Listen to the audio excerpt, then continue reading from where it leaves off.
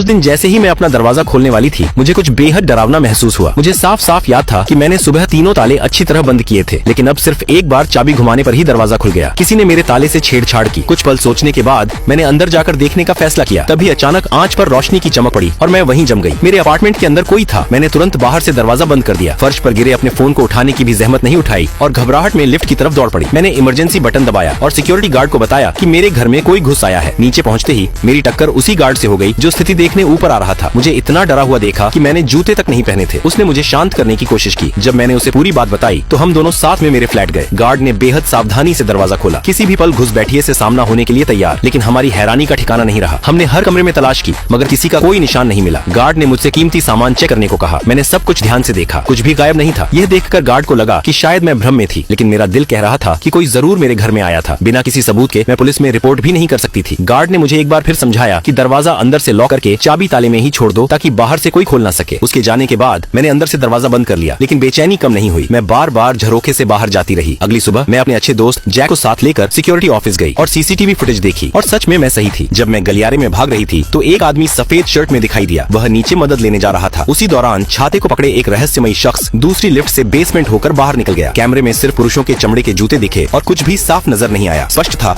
कि वह पूरी तैयारी के साथ आया था। मैं तुरंत पुलिस को बुलाना चाहती थी, लेकिन जैक मुझे बार बार रोकता रहा, कहता रहा कि चोरी नहीं हुआ है और कोई ठोस सबूत भी नहीं है। यह बात मुझे बेहद परेशान कर रही थी। कुछ तो गलत था। मुझे यह एहसास छोड़ नहीं रहा था। अगली शाम मैंने फिर से दरवाजा अंदर से लॉक किया। जैसे ही मैं आराम करने के लिए अपने बेडरूम की ओर बढ़ी, मेरी रीढ़ में सिहरन दौड़ गई। मैं तुरंत सतर्क हो गई। उसी पल स्टडी रूम में किसी की परछाई जगी और मैं डर के मारे लगभग उछल पड़ी। मैं भागकर वापस बेडरूम में गई, दरवाजा लॉक किया, फोन उठाया और जैक को कॉल किया। उसने मुझे हिदायत दी कि मैं बेडरूम से बाहर ना निकलूं, चाहे कुछ भी हो जाए। फोन रखने के बाद मुझे डर लगने लगा कि कहीं वह दरवाजा तोड़ने की कोशिश न करे। अपनी सुरक्षा के लिए मैंने बेड साइड से कैंची उठाई। इंतजार असहनीय था। मैं बाहर की आवाजें ध्यान से सुन रही थी और तभी मुझे एहसास हुआ वह दरवाजे का ताला खोलने की कोशिश कर रहा था। मैं चोरी छिपे बाहर जाकर देखना चाहती थी कि वह कौन है। जैक मुझे मना करता रहा, लेकिन मेरी जिज्ञासा डर पर भारी पड़ गई। मैंने धीरे धीरे दरवाजा। अगले पार्ट के लिए वीडियो को लाइक करें और चैनल को सब्सक्राइब